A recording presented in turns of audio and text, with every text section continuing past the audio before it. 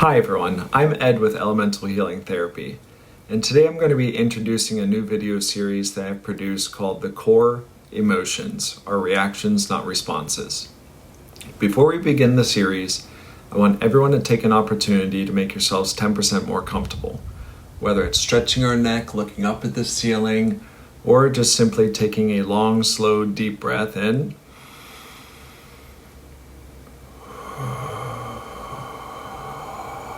And exhaling through our mouth.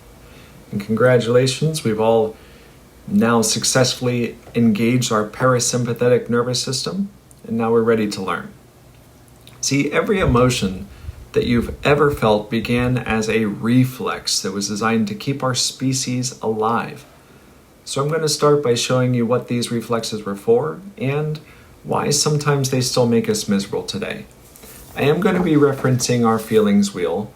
I'm going to be focusing a lot of my attention in on these core instinctual reaction feelings, which we have no control over, and our feelings about those feelings. When we were hunters and gatherers, emotions were fast. They were automatic survival codes.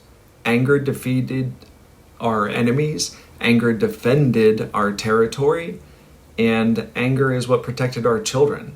Fear is what froze us in place so that predators would pass us by. Disgust kept us from eating spoiled food. Joy and love bonded tribes so that we could share food and raise our young. Sadness slowed us down long enough so that we could get comfort and healing. See, each of these core emotions were triggered by the body's survival hardware, whether it be heart rate, muscle tone, breath, hormones. They're all quick, accurate reactions meant to help you stay alive. Reactions versus responses. Today, those same reflexes still fire. But the lions and the tigers and the saber-toothed tigers, they turned into inboxes, bills, and relationship stress.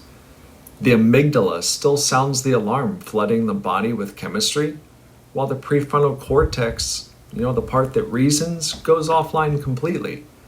This is the difference between reaction and response. In rational emotive behavioral therapy, we talk a lot about the ABC model. That is that there is an A, an activating event. And then there's the B, the belief that you attach to that event.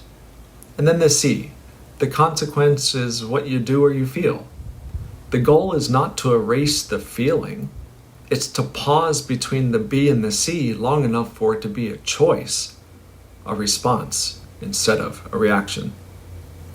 Every feeling we have is an emotional wave. Imagine that you're standing on a beach looking 2 miles out and having a wave coming in. You know that there's a wave coming in. You don't know exactly how big it's going to be, but we can see it growing and growing and growing as it comes towards the shore. And no matter how big the wave, whether it be a little one at the beach or a tsunami, they all touch land eventually. And what happens after they touch land? Most of the time they recede right back where they came from. All of these are just neurochemicals, about 90 seconds long if we don't keep feeding it with thought. Bessel van der Kolk calls this the body keeping the score. See, when trauma locks a reaction into place, the wave never finishes. Therefore, the body keeps bracing for the danger that's not coming. Mindfulness, somatic work, biofeedback, these all let the wave complete. You can literally see in the data, heart rate variability widens, breathing steadies, the prefrontal cortex comes back online. Dr. Joe Dispenza's research even shows that coherent emotional states can improve genetic expression. Our body literally listens to our own awareness. From fear to connection. See, in the 1950s, researchers like Van Buren and Rappaport, they studied emotional control for soldiers and pilots. This is all to contain the body for survival. But what we learned since then is that control without connection leads to collapse. Stephen Porges' polyvagal theory explains why. The safety and the connection are the off switches for defense.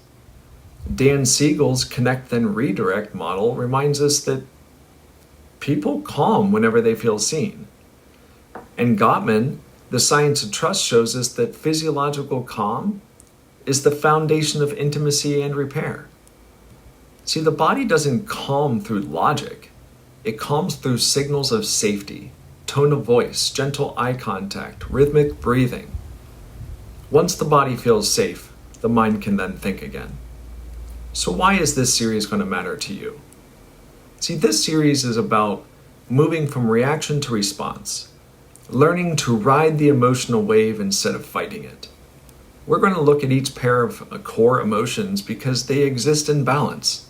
Anger with peace, disgust with love, fear with trust, surprise with curiosity, sadness with joy, and shame with pride.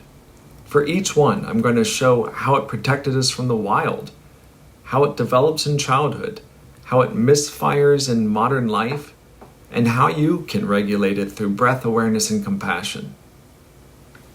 So, before we begin, take one more regulating breath with me. Inhale slow through your nose for 4, hold for 7, exhale for 8.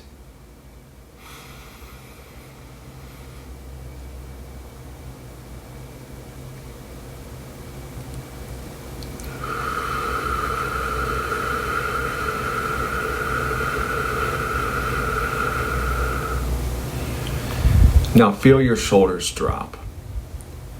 That's your vagus nerve signaling, we're safe now. Each feeling you'll hear about is a wave. Let it rise, breathe through it, and it will pass. The moment that you notice the wave instead of being swept by it, you're already healing. Healing is a journey. Time takes time. Join me for the next video where we'll begin with anger and peace, our oldest protector, and the calm that follows.